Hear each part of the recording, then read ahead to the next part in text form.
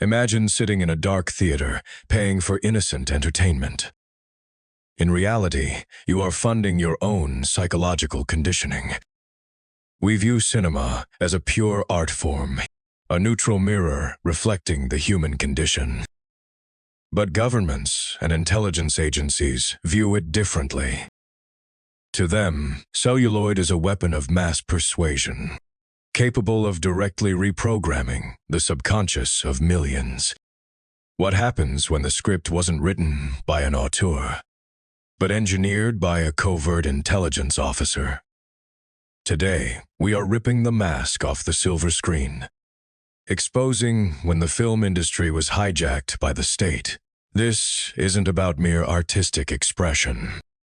It is about the absolute, invisible manipulation of the mind. Childhood innocence is effortlessly weaponized into geopolitical hatred.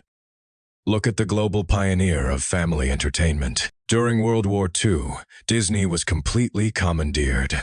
The United States military took over the studios. Anti-aircraft troops were stationed on the studio lot. Animators who drew Bambi drafted blueprints for slaughter. In 1943, Disney released an animated short called Der Führer's Face.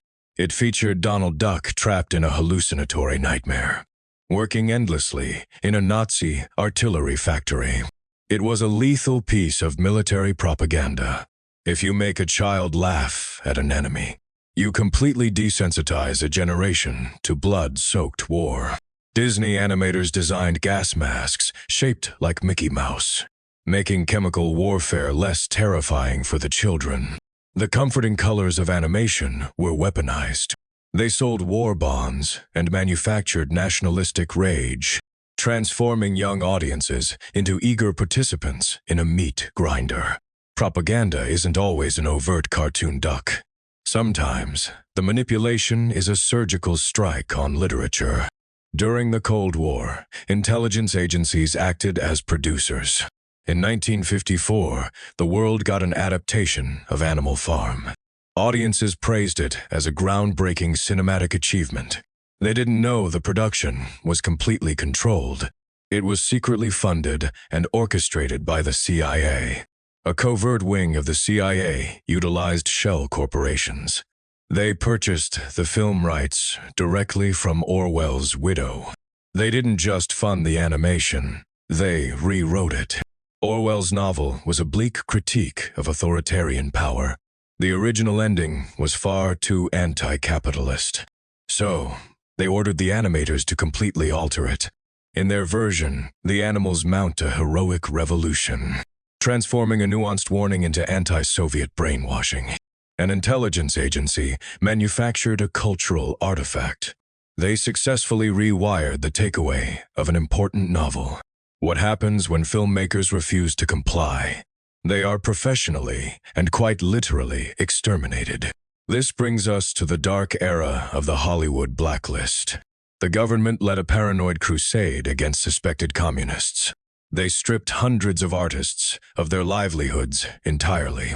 But defiant filmmakers decided to make a movie anyway. In 1954, they began shooting Salt of the Earth, a gritty drama about striking miners in New Mexico. The government treated the set like an active terrorist cell. The FBI heavily surveilled production and tapped their phones. The state allowed violent vigilantism to run completely rampant. Anti-communist mobs quickly descended on the filming locations. High-powered rifles were fired directly at the crew. The lead actress was arrested by federal immigration authorities. She was permanently deported to Mexico in the middle of production. They finished the movie using a secret body double. They smuggled raw film reels out in the dead of night. Mainstream labs were threatened with closure if they developed it. The film survived, proving a very dark point. Point a camera at a truth the government wants buried. The state will answer with real bullets and federal purges. This invisible iron grip didn't die with the Cold War. It evolved into a highly lucrative, institutionalized partnership. We now live in the military entertainment complex era. Witness the absolute peak of government-approved cinematic brainwashing. Look no further than the 1986 blockbuster Top Gun. Director Tony Scott needed access to fighter jets and carriers. The Department of Defense eagerly agreed to provide the hardware. They gave massive taxpayer discounts, but attached a fatal condition. They demanded absolute veto power over the movie script. The Pentagon deployed official script doctors to rewrite the narrative. They demanded the military be portrayed as a flawless institution.